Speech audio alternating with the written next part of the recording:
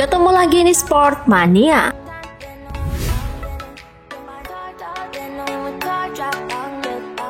Darren Binder mengalami crash di Motegi pada lap ke-14 di tikungan 9. Tentu ia merasa kesal karena harus gagal finish. Kepada Speedweek ia menjelaskan kronologi ia bisa crash. Start saya sangat bagus. Saya mendapatkan beberapa posisi di lap pertama. Dan setelah itu kecepatan saya cukup baik. Saya menempel pada di Gianantonio dan Morbidelli. Saya mungkin sedikit lebih lambat, tetapi saya berhasil bertahan di sana dengan cukup baik. Perasaan saya cukup bagus. Kemudian Carl Crutchlow melewati saya dan kemudian ia mengambil sedikit posisi. Saya mencoba untuk melaju. Saya hanya melanjutkan langkah saya. Tapi sayangnya jatuh di tikungan 9 di lap 14. Itu sangat mengecewakan. Sayangnya tahun ini sering terjadi. Saya kesulitan mengerem saat ban belakang drop sedikit. Saya merasa fase pengereman saya semakin lama.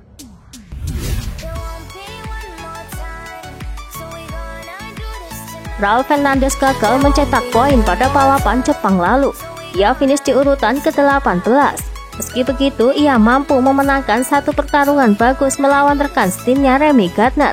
Usai balapan, ia mengaku kaget dengan kecepatan Brad Binder, yang menurutnya seakan Binder berada di dunia lain. Saya duel sengit melawan Remy, itu menyenangkan. Tanpa pertarungan itu, saya bisa saja masuk 15 besar, tapi tidak lebih. Ini adalah balapan untuk mendapatkan pengalaman. Duel melawan Remy mengingatkan saya pada tahun lalu, kecuali bahwa kami tidak bertarung untuk menang. Ini gila, saya melaju hingga mencapai limit setiap lap.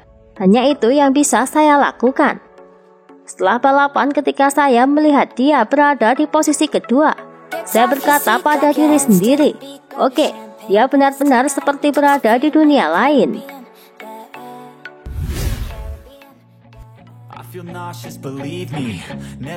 Seperti diketahui di awal musim, KTM bakal menyediakan material yang sama kepada keempat pembalapnya di KTM Factory Racing ataupun di T3.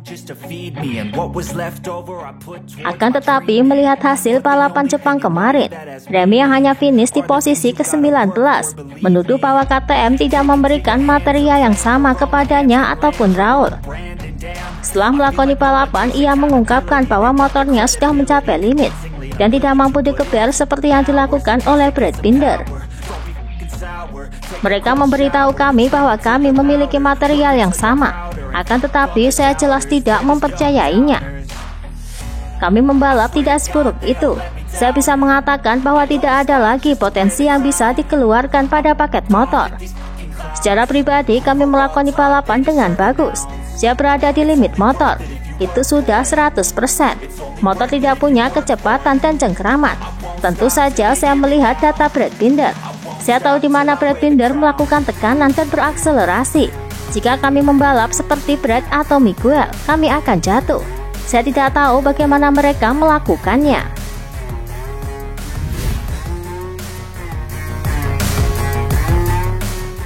Setelah kejadian motor yang bermasalah di Motegi beberapa waktu lalu, Alex akhirnya gagal bertarung untuk memperebutkan gelar juara dunia. Mengenai hal itu, Marc Marquez memberikan komentarnya. Menurutnya Alex adalah seorang pembalap yang kuat dan handal, yang tak pernah menyerah. Mari kita lihat, Anda dapat melakukannya dengan dua cara. Satu yakni menyerah, yang menurut saya tidak terjadi pada Alex. Dan yang satu lagi adalah kemarahan. Alex adalah seorang pembalap yang ambisius dan berusaha sekuat tenaga di Thailand. Menurut saya dia seperti itu, dan saya pikir Alex akan melakukannya karena dia adalah pembalap yang hebat.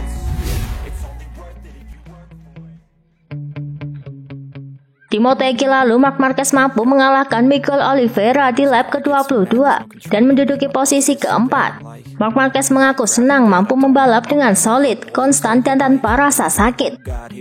Hal ini membuatnya yakin untuk kembali kompetitif di Buriram, Thailand.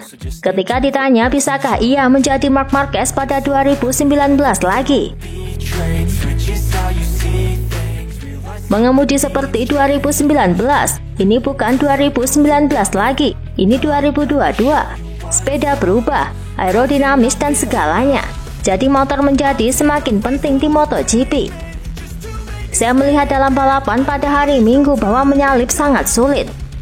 Jika Anda mengemudi di belakang seseorang, Anda juga harus menghadapi kemiringan roda yang lebih besar, karena sekali lagi efek aerodinamisnya hilang.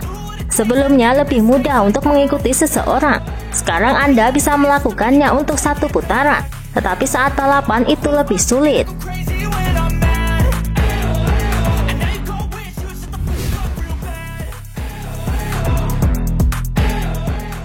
Kepada pedok GP, bos Aprilia Massimo Rivola meminta maaf kepada Alex Espargaro atas insiden yang terjadi di Jepang lalu.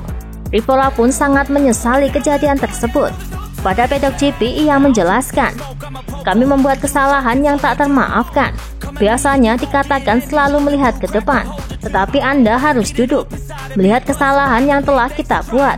Kita semua bisa membuat kesalahan, tapi kita perlu menerapkan prosedur yang lebih kuat, dan bahkan mungkin melakukan hal-hal yang paling sederhana."